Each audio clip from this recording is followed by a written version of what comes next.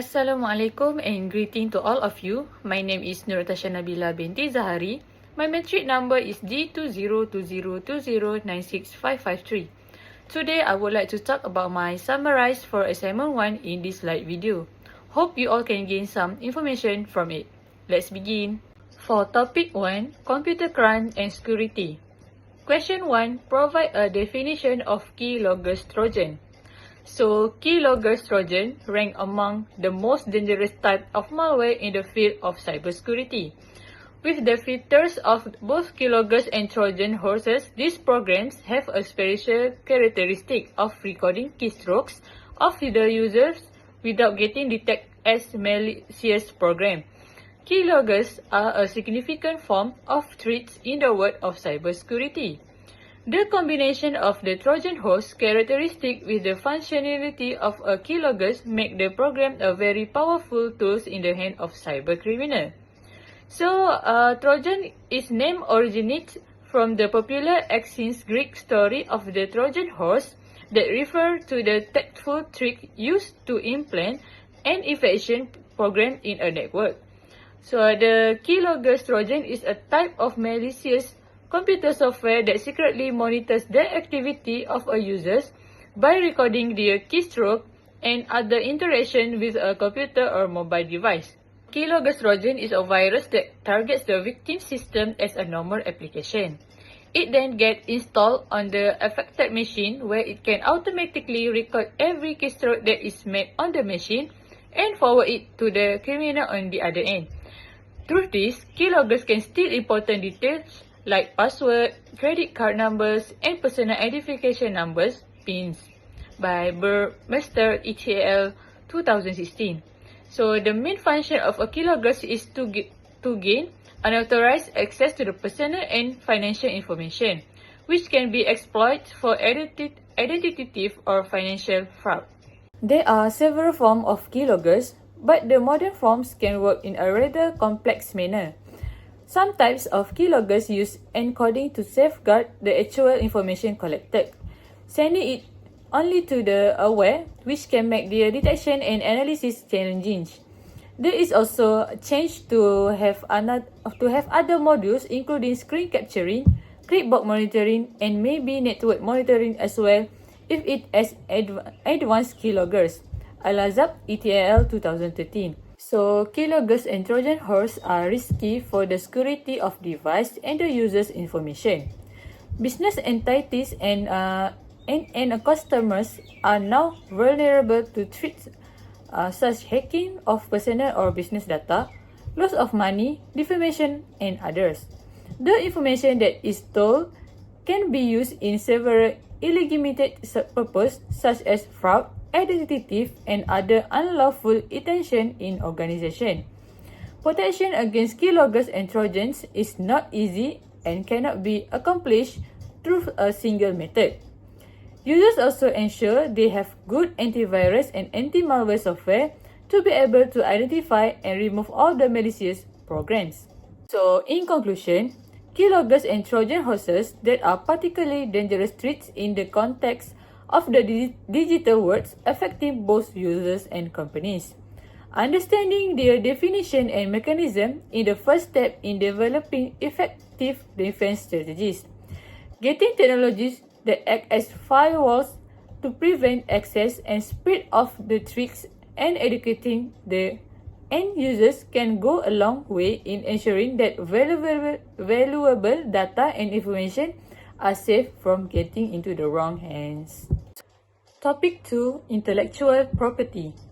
Assume the role as the individual software developer or you are the owner of a software company. Your company have already created a software that changes people's lifestyle and provides benefit to the society as a whole. Knowing the importance of this software to Malaysians, you decide to register your intellectual property (IP) to the software. Describe the process and steps involved in getting the right IP application for your software. So, as the owner of a software company that has created an essential application for the Malaysian society, there is a need to safeguard the company's intellectual property of the software and have authority over its users and distribution. So, the agency that responsible for IP registration in Malaysia is Intellectual Property Corporation of Malaysia, MyIPO. So, here are the details instruction on how to register IP for our software at the Intellectual Property Corporation Malaysia, MyIPO. So, first of all, go to the MyIPO website as stated in the slide. Once you are already in the website, click the online service part as shown in the diagram.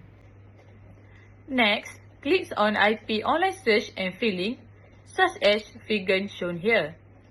There, you can choose any language at your convenience, either Malay or English language. After that, above the website, you can see the word of registration. Click on registration and you will see two choices, which is for individual and for agent. Click on for individual. After that, click on becoming a registered user. Next, click on I do not have an activation code and submit. After submission done, complete the required information needed in both of these parts shown in the slide. Save all information and submit. Finally, after this part is shown, the online IP system can be used for registration of copyright, trademark, and patent. Indeed, registering IP for software comprises of a number of well-defined processes that seek to safeguard various attributes of the software. Through this step, we can make certain that adequate protection of our software is realized, thus making protection of our intellectual properties right possible to encourage further innovation and guarantee that the benefit it brought will continue to help the society of Malaysia effectively. Next, we go through topic 3, which is about privacy and surveillance. Question 1. What is surveillance? Surveillance can be the act of tracking, observing, or monitoring people, organizations, or activities. It consists of acquisition of data on the entities or subjects of interest by employing the tools like cameras, sensors, or analytical instruments. Another source defines surveillance as observe and document information about an individual in a purposeful, methodical, and recurrent manner using information to persuade or regulate or safeguard. Leon 2007. So, surveillance has developed over many years and has become even more pronounced with the introduction of information technology (IT) and the internet. This has led to many questions on ethical, legal, and social issues. Next, question 2. What is type of surveillance? So, there is some types of surveillance, for example, physical surveillance. Felsen and Boivin 2017. Physical surveillance is defined as the practice that is used by police, detectives, security agents, and private investigators to monitor targets primarily for the purpose of gaining intelligence, gathering evidence, and security purpose. Second, mass surveillance. Leon 2018. The authorities claim that mass surveillance is necessary as it is required to fight terrorism, crime, and maintain public order. Third, cyber surveillance. According to Kurt 2016, it helps to fight cyber risks, prevent terrorist attacks, and implement accurate advertising. Lastly, corporate surveillance. According to Zuboff 2019, with surveillance capitalism, people's personal data is profited from, and individuals are carefully watched for any sign of activities or preference that can be exploited in the marketplace. Next, question 3. What are examples of surveillance? Surveillance encompasses a wide range of methods and technologies, each serving different purposes and posing various implications for privacy and security. Whether used by government, corporations, or individuals, surveillance practice raises important ethical and legal considerations that need to be balanced against the benefit they provide. So, examples: CCTV, body-worn camera, drones, wiretapping, fingerprint scanner, GPS, RFID, and so on. Next, question 4. Can you monitor your employee computer activity? Give an example of how do they do that. I can monitor my employee computer activity. The intention of monitoring employee computer activity is noble in ensuring optimized productivity and security of organizational information and assets. It is equally critical for employer to create a balance between monitoring and privacy of employees. So, the employee computer's usage, which can be monitored using the employee monitoring software.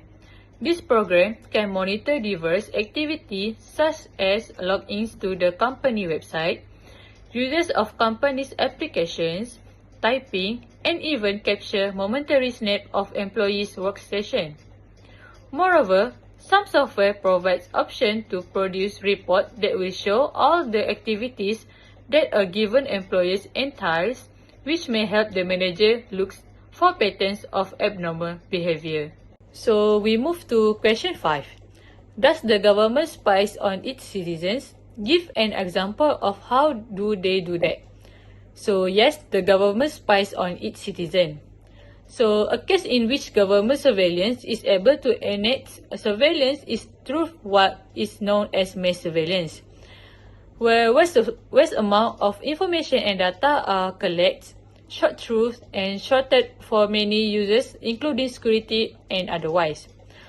For example, PRINCE enable the NSA to conduct surveillance and collect complex detail of users from specific internet firms, including Google's, Facebook, Microsoft, Apple's, and many more.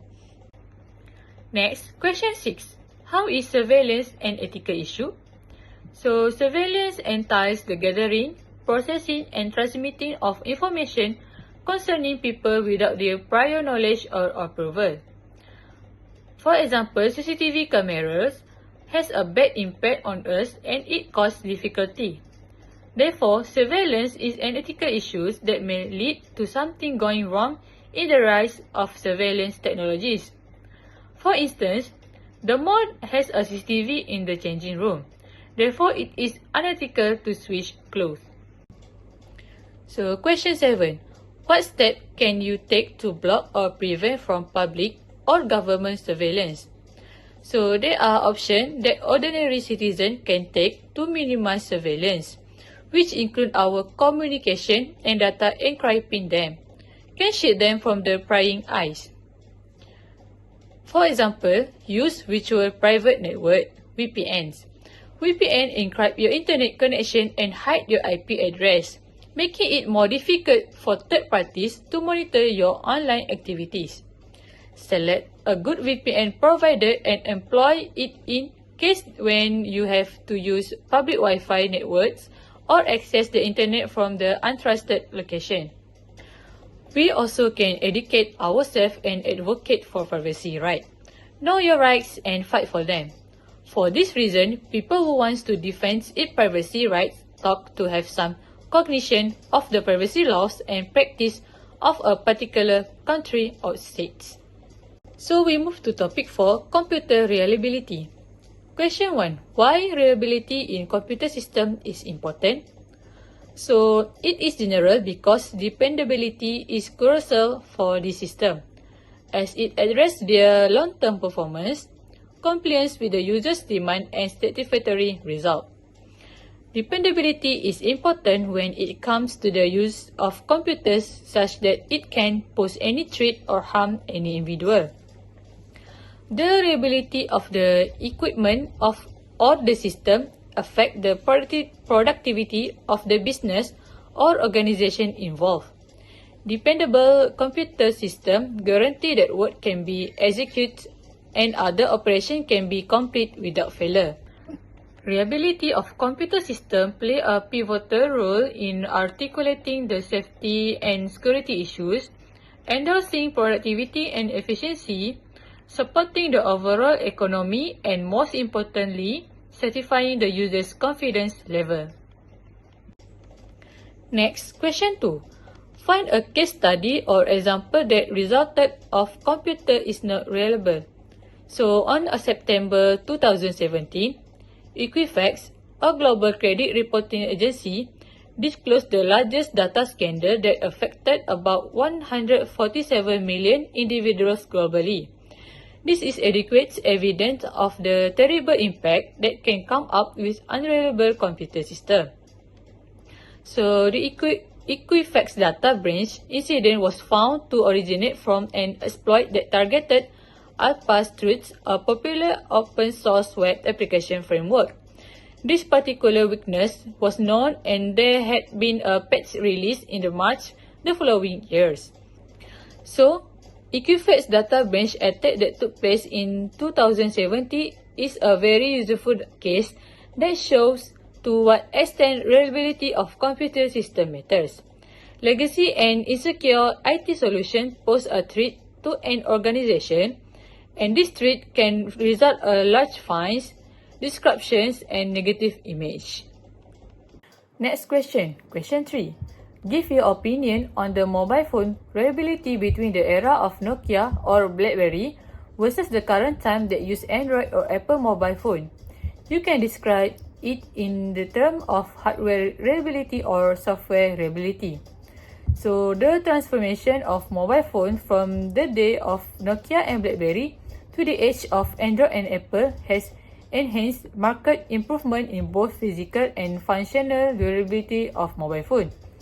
So thus each period has its advantage and disadvantage and is a reflection of the technology available at the time as well as the user's demand. Hardware reliability. So for Nokia or BlackBerry era, phones from this era, particularly those from Nokia and BlackBerry, were known for their robust build quality. They often feature durable materials, physical keyboards, which in the case of BlackBerry, and long-term battery life. These devices were less prone to physical damage and had a reputation for being able to withstand rough handling. So for the current Android or Apple phones, modern smartphones from Android and Apple manufacturers continue to prioritize hardware reliability, but with different design approach. While some flagship devices boast premium materials and build quality, there's also a trend towards sleeker, thinner design and may sacrifice some durability. Additionally, advancement in technology has led to more complex internal components, which can increase the risk of hardware failure over time. For software reliability, Nokia or BlackBerry era. The software on phone from this era was relatively simple compared to modern smartphones. Nokia Symbian OS and BlackBerry OS were stable and reliable for their time, offering essential features like call, messaging, and basic internet browsing.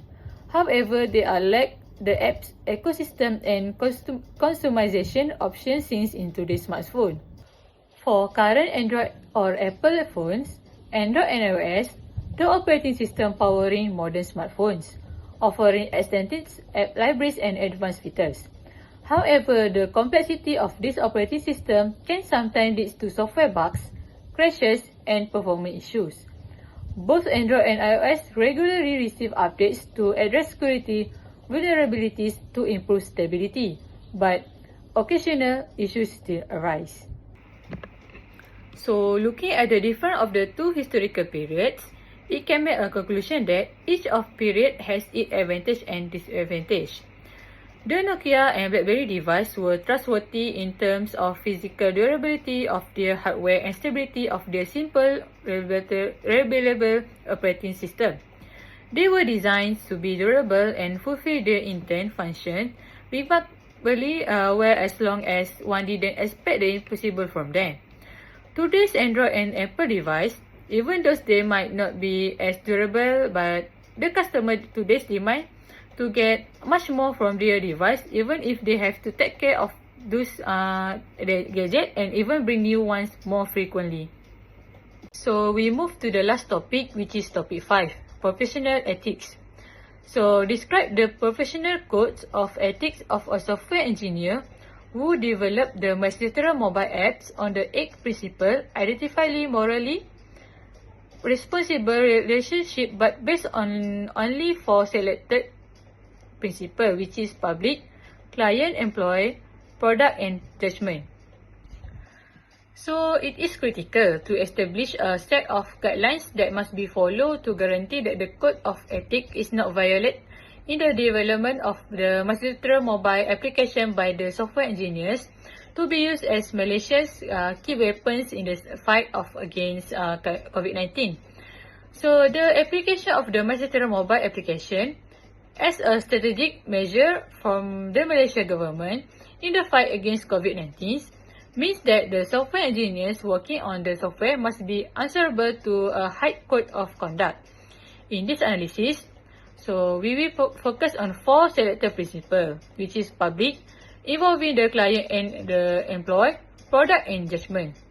So the first one, public principle.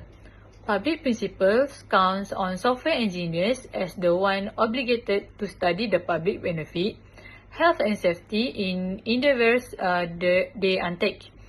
This principle requires software engineers to have appropriate safeguard to protect the user's information, including the encryption and anonymization of the data to discourage misuse or hacking attempts by the other individuals. Second, client and employer principle. So the client and employer principle is relevant in advising that as the employer serves the client, it is incumbent on him or her to make informed decisions that will benefit the client or employer without compromising the professionalism of the organizational structure. To this principle, software engineers must also ensure that the task executed meets the quality of performance expectation of the employers. Next, product principle. The product principle focus on ensuring that good quality products are developed in a way that will meet and fulfill the aim of the stakeholders and will be produced in an ethical manner. This involves a lot of testing and validation so that the application meets the intent, functionality, and users get the right information when they require it. So the last one, judgment principle. The judgment principles entails that software engineers talk to possess adequate information and discretion in order to make good and appropriate decisions while handling their responsibilities. So the software engineers may have to compel ethical ideologies within their organizational units to practice to reject certain decisions that can betray the confidence of users or are ethically wrong. Thus, it will be necessary to consider software engineers' ethical action as the responsible stakeholders contributing to the effectiveness, reliability, and ethical standard of the Master apps as the tool aimed at protection of public health and safety. Thank you for watching and see you again!